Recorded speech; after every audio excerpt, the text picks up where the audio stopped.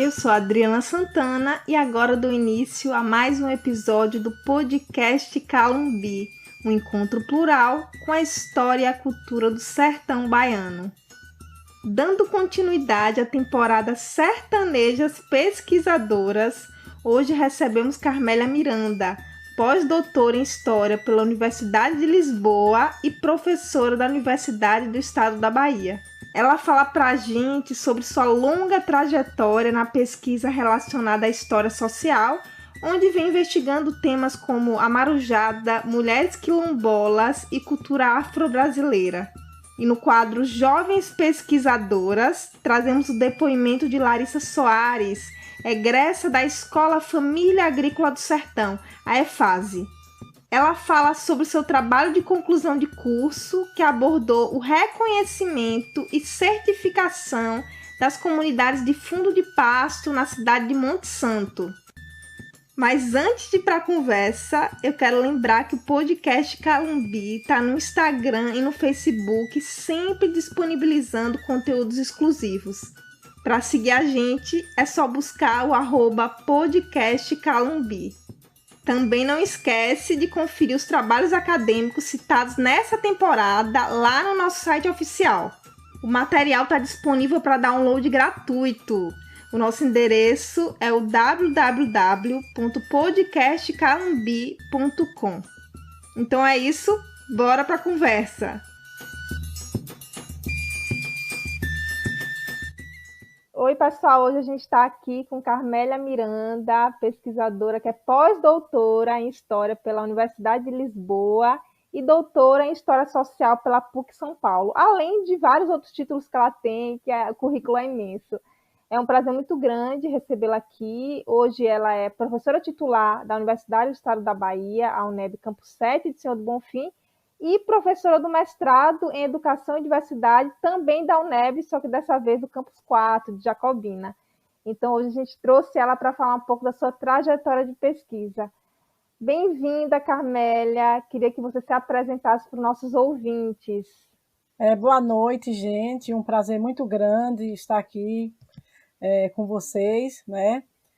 Eu sou, como a Adriana já colocou, né, sobre meus títulos, mas além de tudo isso, eu sou uma mulher sertaneja, uma pesquisadora, uma bonfinense, né? Eu nasci em Bonfim, vivi até os 18 anos, depois eu fui para Salvador, e assim, eu digo que eu sou um pouco cigana, né? Porque eu fui estudar, fiz história em Salvador, depois me casei, e aí fui morar em Jacobina, morei em Jacobina por um período, depois voltei para Salvador, passei uma temporada em São Paulo, quando eu fiz o mestrado, aí volto para Salvador, depois venho para Bonfim novamente. Em 2000, acho que de 2000 a 2004, eu morei aqui, e também passei uma temporada em São Paulo fazendo o doutorado. E aí voltei para Salvador, né, que meus filhos já estavam no período que precisavam ir para a universidade. E, né, morei também, eu fiz um estágio, né, de doutorado na Universidade de Lisboa em 2005, né, que eu fui pesquisar, né, sobre a região, sobre o Senhor do Bonfim. E aí eu fiquei em Salvador, nesse trânsito entre Salvador, Jacobina e Bonfim, né, desenvolvendo alguns trabalhos aqui também.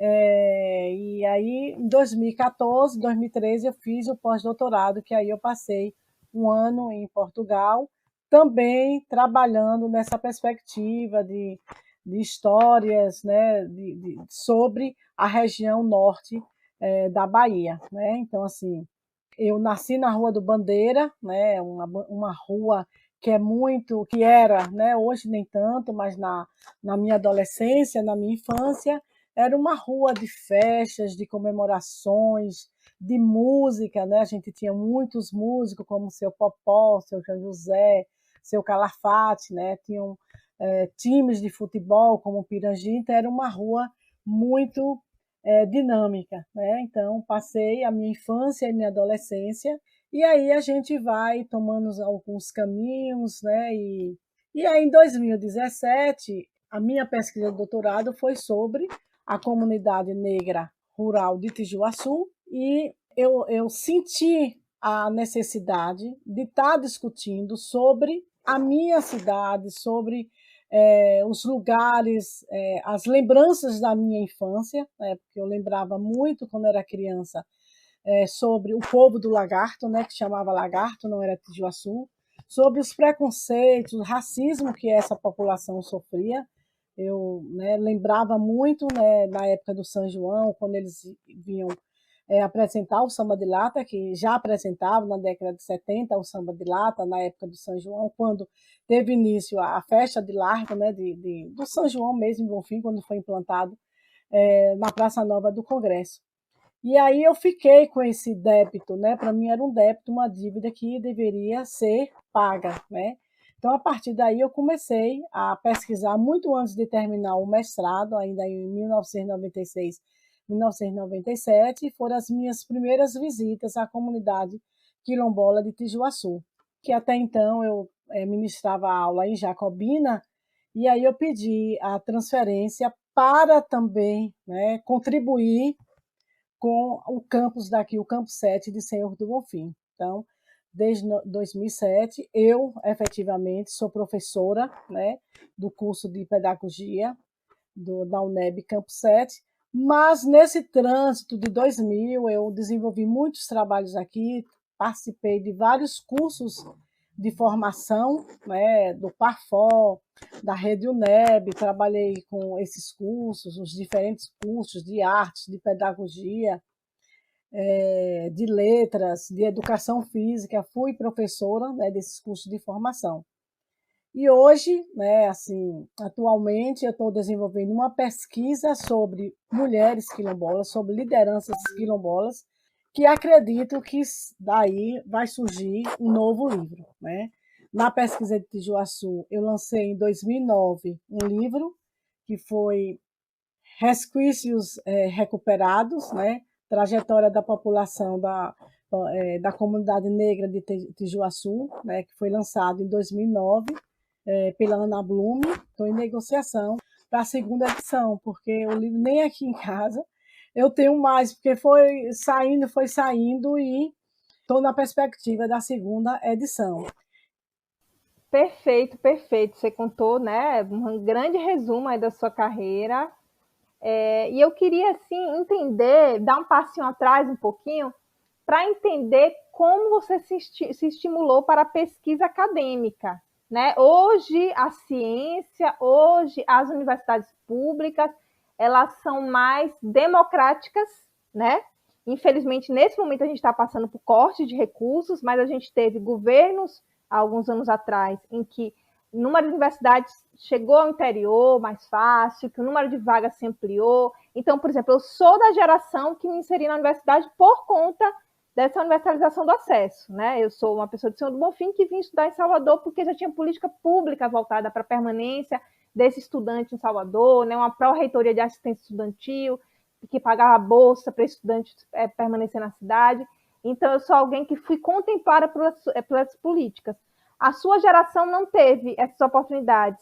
Então, eu queria saber como foi para você se introduzir na universidade sem ter tantas políticas a seu favor. O que foi o seu despertar para a ciência e como você se introduziu nesse meio? Na minha época, era muito difícil, principalmente uma pessoa que veio de família pobre, né? Meu pai era alfaiate, minha mãe ela vendia confecções, então foi muito difícil, não tinha, né, como você terminou de colocar, não tinha nenhuma política pública. E naquela época, ou você fica no interior, né, desenvolvendo algum trabalho, porque no interior ele não tinha condição, não tinha faculdade, em Bonfim. Na época só tinha faculdade em Juazeiro, né, o lugar mais próximo.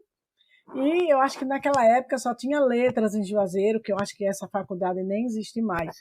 Então, assim, com muito esforço, com muita vontade, eu fui para Salvador, né? O meu objetivo na época, eu queria fazer direito, mas depois eu optei para fazer história, né?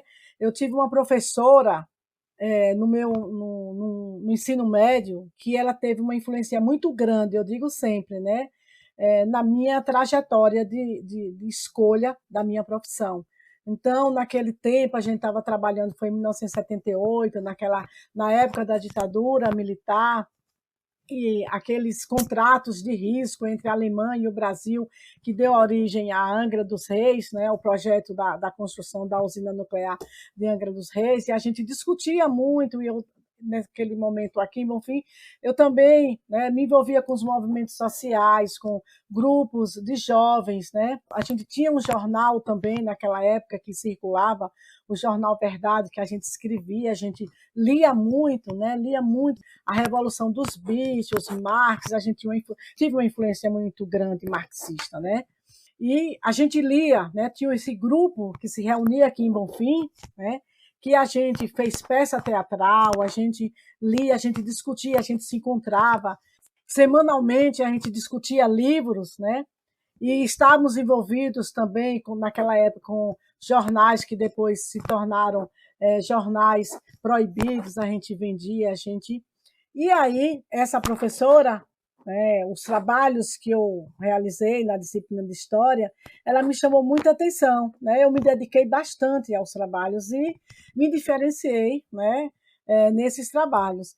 E aí, em 80, né, eu fiz o vestibular para História e consegui ser aprovada, e a partir daí começa, né, todo o meu envolvimento com a história, né, nos movimentos sociais. Eu fiz na Católica, na Universidade Católica, né?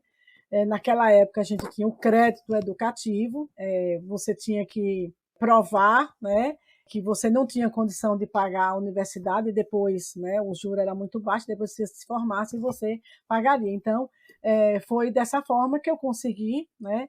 E eu trabalhava também, né, porque desenvolvi alguns trabalhos como professora, né, como eu fiz o magistério aqui, então eu reunia o trabalho e o estudo, né, porque o curso de História na Católica, os 2 primeiros semestres eram à tarde, mas os outros eram à noite. Então, durante o dia eu trabalhava e à noite eu estudava. E aí eu comecei realmente a me dedicar aos estudos que eu gostava, né? Porque quando você faz algo que você gosta, você tem prazer, você tem vontade, né? E aí você se dedica bastante. Então, eu, eu sou uma pessoa assim, muito foco, né? E eu digo assim, eu sou muito persistente. Eu não desisto na primeira dificuldade. Eu sou teimosa até onde dá. Então, eu persisti, e aí depois, em 84, eu fui embora para Jacobina, né? Eu me casei e fui para Jacobina e tive a oportunidade, porque naquela época também era muito raro alguém que tivesse graduação no interior, era uma coisa rara, né? Quando eu cheguei em Jacobina, então as pessoas descobriram que eu tinha formação em História, e aí a FFPJ, que é a antiga UNEB de Jacobina, era Faculdade de Formação de Professores de Jacobina, né, porque existiam só 2 cursos, Letras e Estudos Sociais, né, que é também um fruto da ditadura, né, quando houve a ditadura em 1964, os cursos de História e Geografia eles foram extintos, né, porque eles abriam janelas, tinham possibilidades, né, de conscientização da população, e aí em Jacobina foi criado esses 2 cursos, Letras e Estudos Sociais. E aí, quando eu chego lá em Jacobina, eu fui convidada e fiquei como professora substituta, né?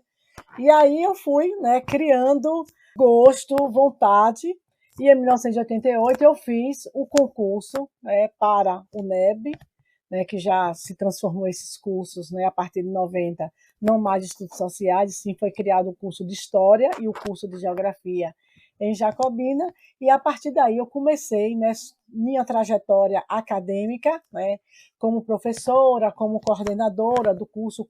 Eu fui uma das pessoas responsáveis pela elaboração do projeto do curso de História e do curso de Geografia em Jacobina, né, a partir de 90.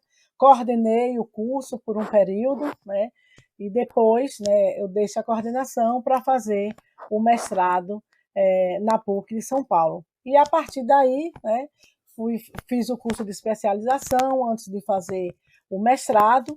No meu mestrado, eu discuti sobre a história de Jacobina, que eu fui a minha dissertação foi sobre a festa da Marujada, que é uma festa, né, que até hoje ela permanece, né, na cidade, é uma das, né, os marujos, o São Benedito, que é o padroeiro da Marujada, ele tem uma grande devoção, né, pela população, justamente porque Jacobina, né, uma região mineradora, onde vários escravizados, né, desde lá do século XVII, passaram a viver quando se descobre, né, o ouro. Então, tem uma grande população formada por pessoas negras e que deixaram suas marcas, né, além de outras marcas, a festa da Marujada, que até hoje perdura e que até hoje ela está aí, né? Ela acontece no dia de São Benedito e no dia de Santo Antônio. Então, eu comecei a pesquisar a Marujada em 1996, né? Então, a partir daí, né, eu dei o pontapé inicial, né, para trabalhar, para discutir, e toda a minha trajetória vai trabalhar sobre, né, a população negra. Então, e assim, desde a Marujada e depois vem para os quilombolas, né, hoje com as mulheres quilombolas. Eu queria que você falasse um pouquinho, porque assim, nossos ouvintes são diversos, né? Tem muita gente de várias áreas diferentes. E aí você trabalha especificamente com a história social. E eu queria que você apresentasse um pouquinho para os nossos ouvintes o que significa a história social e por que você se interessou por esse campo da história, que me parece que tem muita relação com as comunidades, né? E aí eu queria que você falasse um pouquinho sobre essa área. A história social, né, assim, a influência, né, a minha opção pela história social, justamente é a minha formação na PUC de São Paulo, né, tanto o mestrado quanto o doutorado eu fiz na PUC de São Paulo. E a história social, ela dá possibilidade, né, eu não gosto de dizer as comunidades que não têm voz, porque todo mundo tem voz, só que essas vozes, né, elas foram por algum tempo invisibilizadas, né? Mas a história social ela possibilita, né? A partir da Escola dos Análises, em 1929, né, que começa a dar a possibilidade, a criar a possibilidade para se trabalhar com outras fontes, o historiador ele não vai ficar só, né, como positivismo, só dentro do documento oficial, porque o documento oficial, né, tem várias nuances. Quem construiu esse documento? Em que momento? Qual era o interesse? Quem era que sabia ler e escrever no período, né, da escravidão, no período do período colonial no Brasil? Então, a partir da Escola dos Análises, que quando se inicia, né, quando começa a se discutir essas diferentes fontes, então essas fontes trazem para a academia, né, e para as temáticas em história uma vastidão, né, de possibilidades de se estar trabalhando e dando visibilidade à população que até então estava invisibilizada, né? Nós vamos trabalhar com as comunidades quilombolas, a gente vai trabalhar com as festas, a gente vai trabalhar com os trabalhadores, né? A gente vai trabalhar com inúmeras, né? E isso, né, insere aí dentro da história a sociologia, a antropologia, a literatura. Então, vai possibilitar a trabalhar com diversas temáticas que até então a história ela estava fechada. Ela estava trabalhando muito mais com esses documentos oficiais, que os documentos oficiais não contemplavam essa população. Então, a história social ela vai, né, possibilitar a trabalhar, a discutir, né, e dar visibilidade a nós, né, a nós, pessoas comuns, que até então a história dava visibilidade aos heróis. Quem eram os heróis da história? Era quem estava no poder. Né? E se a gente for discutir toda a nossa história, né, a história do Brasil, ela é uma história política. Né? A gente trabalha mais na possibilidade da história política e econômica. Mas, né, a partir da década de 80, da década de 70, a gente vai trabalhar com a história social, com a história da escravidão, conhecer, né, quem foram esses escravizados, né? João José Reis, que é uma grande referência, né, mundial, não é só baiana nem brasileira, vai trabalhar nessa perspectiva da história social, discutindo, né, trabalhando com, né, homens e mulheres que viveram, né, na época da escravidão, e aí a gente vai trabalhar também na possibilidade da microhistória com o Carlo Ginzburg, né, que foi um revolucionário quando ele escreveu aquele livro Queijos e os Vermes.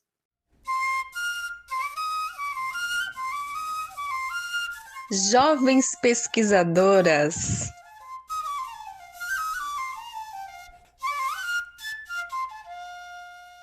Oi, eu sou Larissa Alves Soares e tenho 21 anos. Bom, falando um pouco da minha trajetória no campo da pesquisa, eu venho de uma instituição de ensino denominada como IFASE, situada no interior da cidade de Monte Santo, aqui na Bahia. E durante o meu processo de formação nessa instituição, eu desenvolvi um trabalho de conclusão de curso que tem como tema o reconhecimento e certificação dos territórios das comunidades tradicionais de fundo de pasto, com um estudo de caso a partir das comunidades de Monte Alegre e Paredão do Lobo, também situadas no município de Monte Santo. Na elaboração e no desenvolvimento da minha pesquisa, eu busquei compreender mais a fundo do que se trata os fundos de pasto e quais são as suas características. Busquei compreender também como se caracterizam enquanto identidade. As comunidades tradicionais de fundo de pasto são fortemente caracterizadas pelo seu modo de vida e sua relação com a natureza, a sua relação direta com a natureza, a sua forma de organização, né, que está diretamente relacionada à dinâmica coletiva de compadrio, de parentesco. Busquei também estudar e analisar como se dá o seu processo de formação, né, a formação do seu território ao longo da história e, principalmente, compreender os processos de organização das comunidades tradicionais de fundo de pasto na luta pelo reconhecimento e certificação do seu território e como que isso vai se consolidando ao longo do tempo.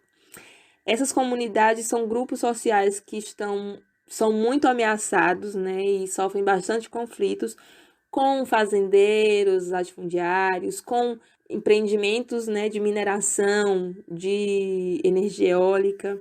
E até o ano de 2007, essas comunidades eram contempladas com o título definitivo, né, que garantia a posse definitiva de suas terras. Mas esse processo ele sofre interrupção do Estado e aí é lançado uma outra proposta sem consulta prévia dessas comunidades de um contrato de concessão de uso e junto a este a certificação, né, para identificar a existência desses grupos sociais. No entanto, é uma documentação frágil que pode sofrer várias interrupções, principalmente, né, se o Estado quiser colocar algum empreendimento, né, de exploração de recursos naturais dentro desses territórios. Então, é uma grande ameaça a essas comunidades, de certa forma. E o meu trabalho buscou analisar justamente essas problemáticas, né, o que vem acerca de todo esse processo, o que pode afetar essas comunidades, como pode afetar essas comunidades. Então, trabalhei em volta dessas problemáticas. E a minha perspectiva para o futuro é que eu possa continuar trabalhando em pesquisas relacionadas aos fundos de pasto, não necessariamente no campo jurídico, mas falar sobre e pesquisar sobre aspectos culturais, de organização e meio ambiente dentro desses espaços culturais, né, que é de identidade histórica. Eu faço parte da comunidade Monte Alegre, que eu usei como estudo de caso na elaboração do trabalho. E para entrar em contato comigo, pode acessar o meu Instagram, Lar Imensidão, e agradeço a participação. Muito obrigada.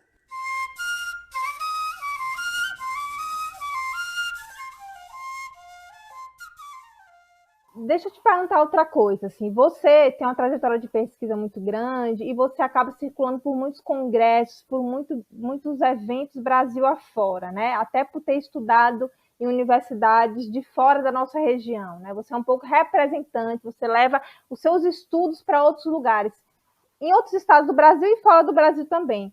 Eu queria saber como é para você representar de alguma forma a nossa região em termos de pesquisa, né? Como é que você se sente nesses eventos, representando esse território, falando sobre esse território que é tão rico e muitas vezes as pessoas não conhecem. Então, você, de alguma forma, é embaixadora dessas histórias da nossa região. Eu queria que você falasse um pouquinho sobre isso. Eu me sinto, né, assim, porque eu tenho, como você citou, eu tenho participado de vários congressos, né? Recentemente, hoje estava até preenchendo o Lattes, né? Porque uma loucura o Lattes você tem, né? Como pesquisadora, como eu estou ligada ao mestrado, então tem que estar sempre atualizando. E hoje eu estava colocando um congresso que eu coordenei, eu apresentei um GT, eu e a professora Vanessa Angelim, do IFE Baiano, nós apresentamos uma proposta no 17º ALADA, né, com a Associação, né, de Pesquisadores da Ásia e da África. Né. Esse congresso ele estava previsto para acontecer o ano passado, 2020, presencial, mas por conta da pandemia, ele foi transferido para 2021 e foi online, né? E aconteceu em Quito, no Peru, né?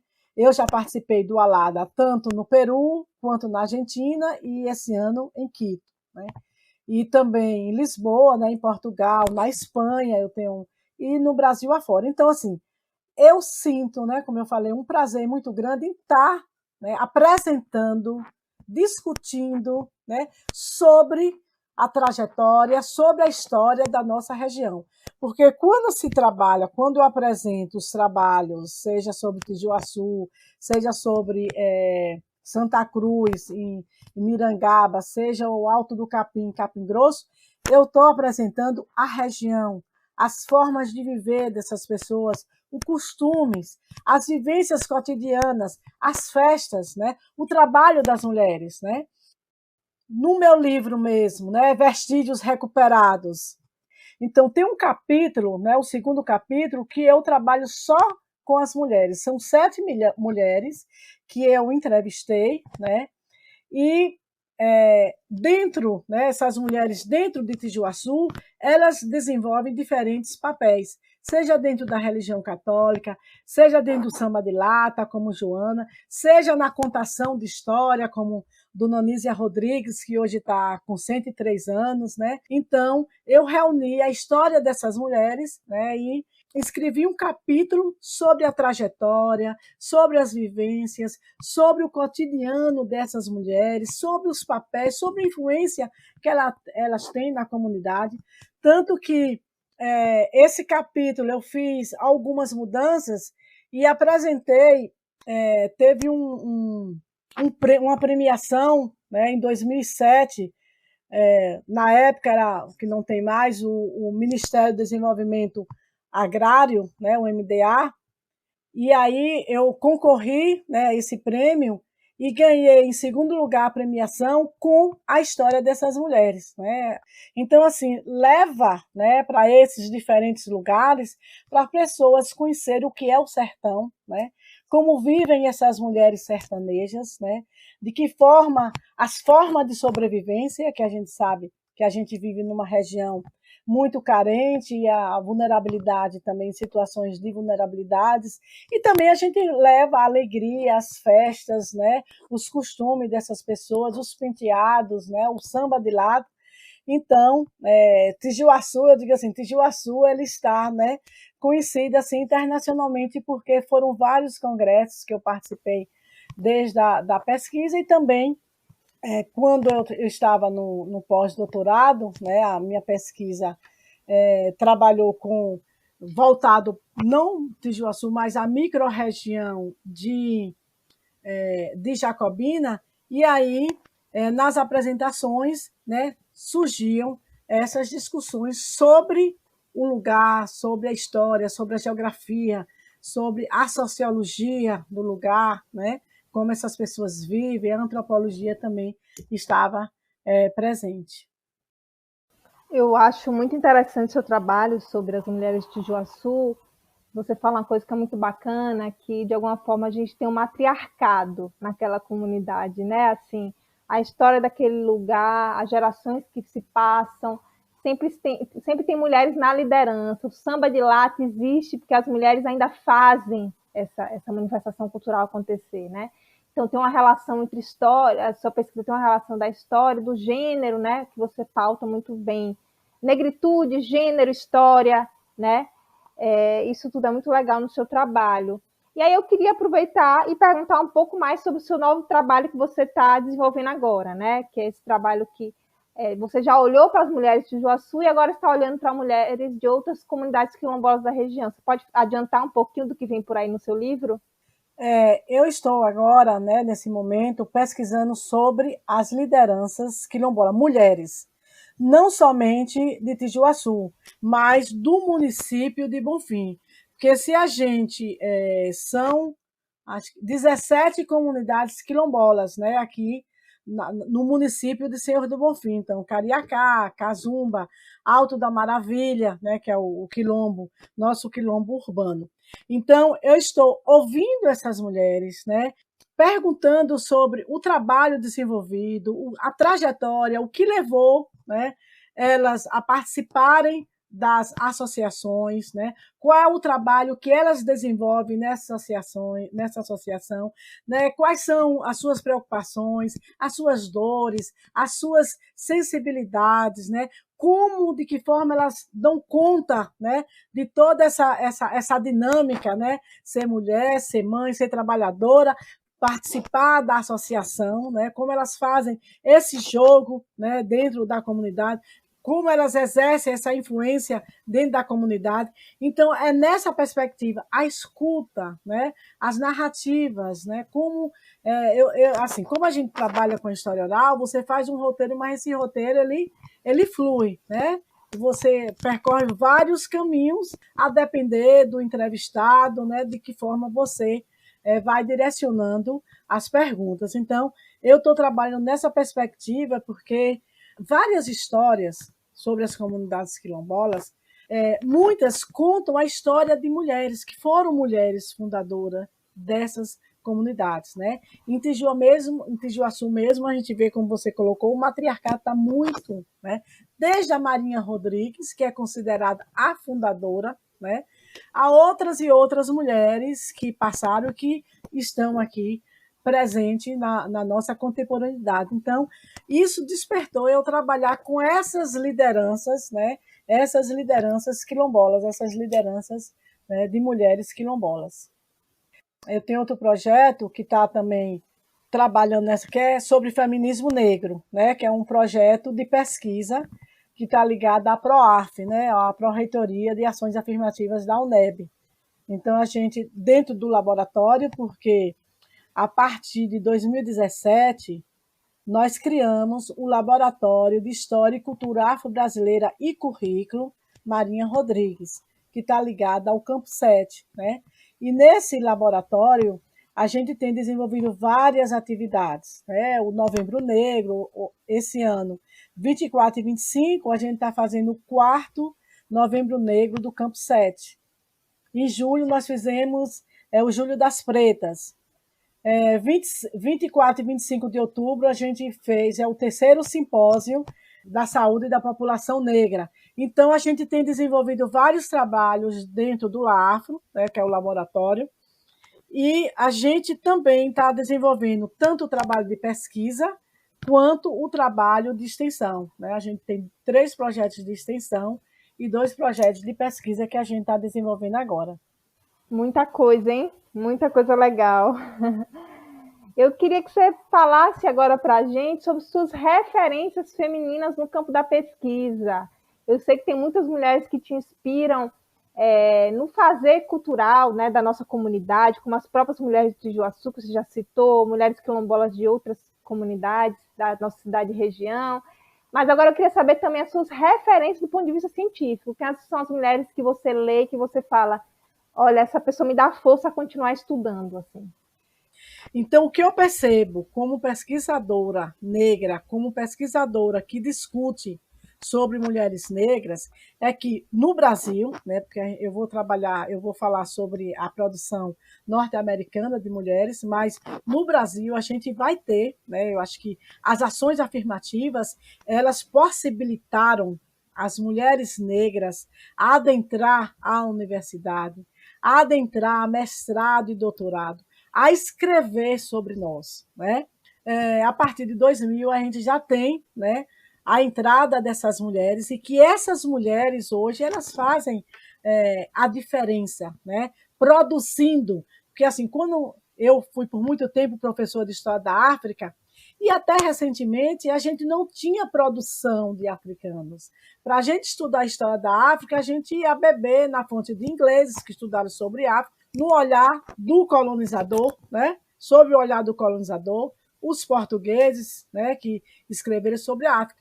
Mas a partir, né, desse intercâmbio, hoje a gente tem uma produção enorme sobre a África, não só de brasileiros, né, africanistas, mas de próprios africanos, moçambicanos, angolanos, né, e outras nações. Então, assim, hoje muitas mulheres me inspiram, né? A própria Conceição Evaristo, que tem uma sensibilidade muito grande, né? A Djamila Ribeiro, a Carla Cotirene, que, né, vai beber na fonte da Kimberlé Crenshaw sobre a interseccionalidade, que hoje é o que a gente discute muito, né? A questão de gênero, raça e classe, né? E a Sueli Carneiro, que é pioneiríssima, né, da discussão sobre gênero, sobre mulheres negras, a Lélia Gonzalez, que foi uma das pioneiras, né? A Lélia Gonzalez já escrevia lá na década de 80, de 1980, sobre, né, as mulheres, que foi uma das militantes, né, não só do movimento negro unificado, mas do movimento negro, do movimento de mulheres negras, né? A Luísa Bairros, né, que também.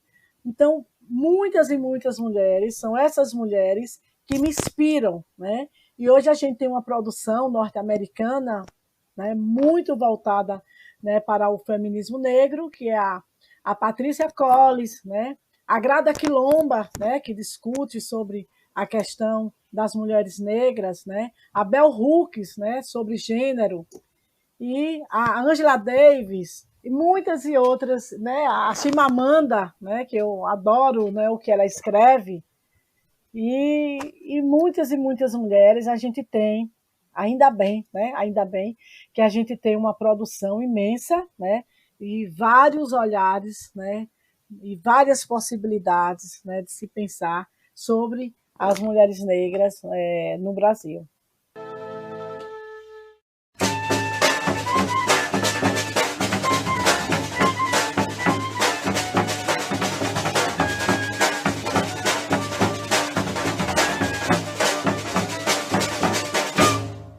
E hoje, no quadro Para Render o Assunto, como já é de praxe, a gente vai indicar algumas referências para vocês, né? Algumas referências que têm a ver com o papo de hoje, né?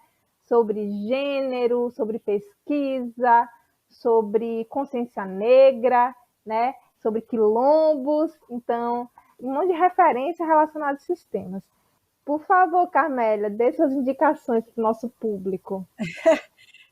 Eu estou lendo agora que um livro que eu estou gostando bastante, que é um livro que foi escrito ainda em 1859.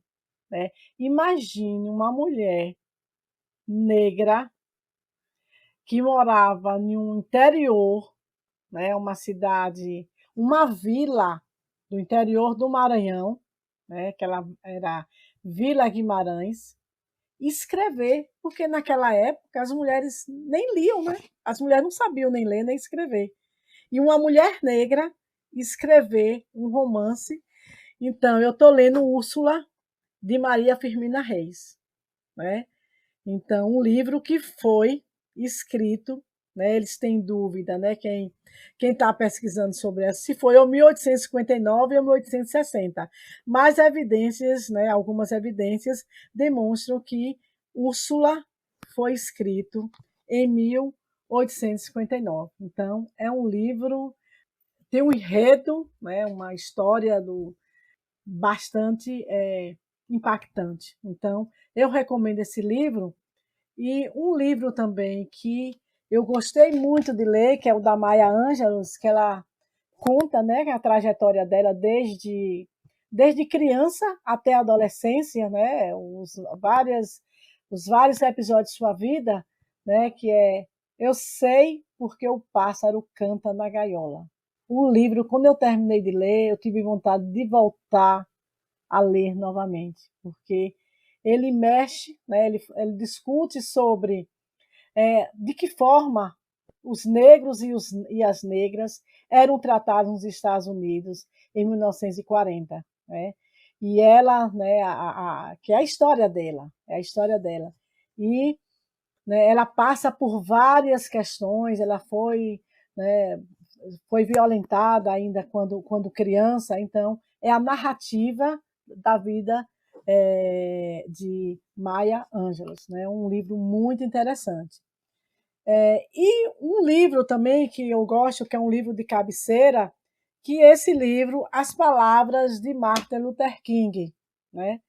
Eu gosto de ler, eu leio, depois não leio, né? Aí tem uma passagem aqui que na hora que eu estava aqui sentada, se eu puder ler, posso ler? Claro, por favor. Aí ele diz assim, né? Porque Martin Luther King foi um líder, né, de 1960 nos Estados Unidos, aqueles Estados Unidos ainda que era um preconceito racial muito grande, né? E os negros eles estavam, né? Eles viviam em guetos, né? E então ele diz, né, Martin Luther King, para que a humanidade progrida é impossível ignorar Gandhi. Ele viveu, pensou e agiu inspirado pela visão da humanidade, evoluindo rumo ao mundo de paz e harmonia.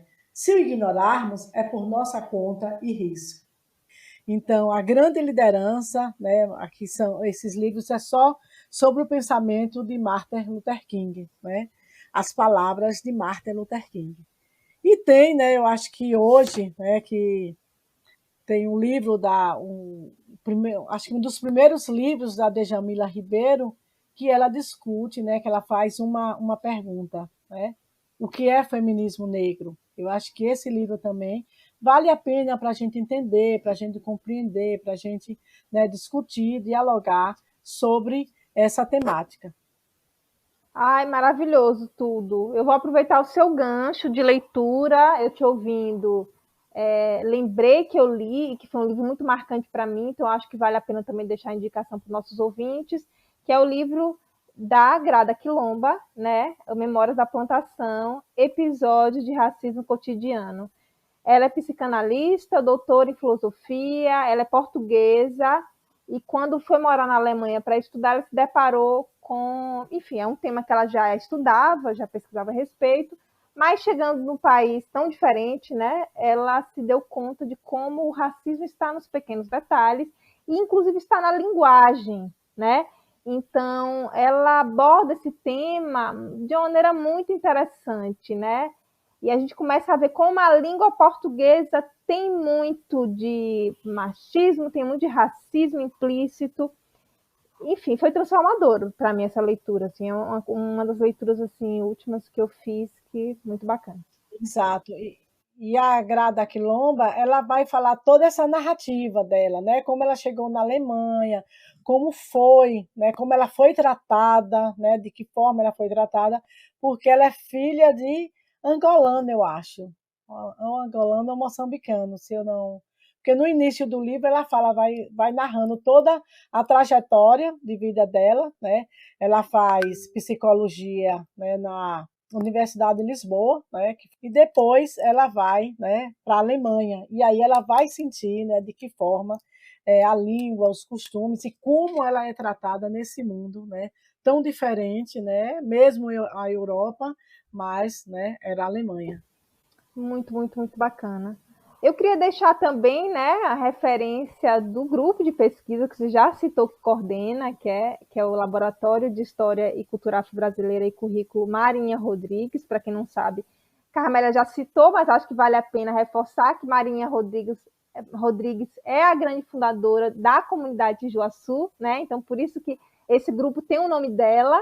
Então, assim, a sigla do grupo é LAAFRO, e o LAAFRO está no Instagram. Então, acho que vale a pena a indicação para vocês seguirem o grupo lá e acompanhar os eventos, conhecerem mais as pesquisadoras que fazem parte, né? É só buscar lá no Instagram o LAAFRO, LAH.afro. tá? Então, acho que vale essa pena indicação. E uma última indicação da nossa convidada, né? Eu já citei esse trabalho aqui, mas vale a pena citar novamente, que é o trabalho sobre Tijuaçu, né? Que Carmélia tem vários trabalhos, mas eu acho que para vocês que estão conhecendo agora a trajetória dela, vale a pena começar por um artigo científico, né? Que é algo menor, você vai conhecer um pouco inicialmente o trabalho de Carmélia, e depois você vai se apaixonar e você lê depois os livros, as coisas mais aprofundadas. Então, só para deixar um gostinho para vocês, eu vou dar a indicação do artigo As Mulheres Quilombolas de Tijuaçu, Bahia, Vivências Cotidianas, Trabalho e Enfrentamentos. Esse trabalho ele foi apresentado em vários congressos, então você acha fácil se você jogar no Google o nome do trabalho, mas, de toda forma, a gente vai colocar o arquivo dentro do nosso site, o site oficial do Calumbi, né? podcastcalumbi.com, você vai achar. Terminando aqui a nossa conversa, você vai lá no site buscar esse artigo para ler. Além desse artigo que eu vou colocar lá no site, outros artigos de Carmélia estarão lá disponíveis. Vocês vão ver que, como ela já passou por vários congressos, escreveu sobre várias coisas, a gente vai resumir alguns e colocar para vocês lá no site, tá bom? Então é isso, Carmélia. Eu agradeço mais uma vez. Eu sei que sua vida é muito corrida, você tem muitos compromissos. Então, tirar um tempinho para conversar com a gente, conversar com nossos ouvintes, de uma alegria imensa. Eu queria agradecer mais uma vez a participação e pedir para você se despedir dos nossos ouvintes e deixar suas redes sociais para quem quiser te acompanhar, te seguir. Certo, Adriana, eu que agradeço, né? Agradeço imensamente a oportunidade de estar aqui dialogando, né? Batendo esse papo leve, suave, tranquilo, né? Com você. Eu acho assim, o trabalho que vocês desenvolvem é um trabalho belíssimo. Gostaria de parabenizá-las, né? Por estar desenvolvendo esse trabalho, estar mostrando ao mundo, né?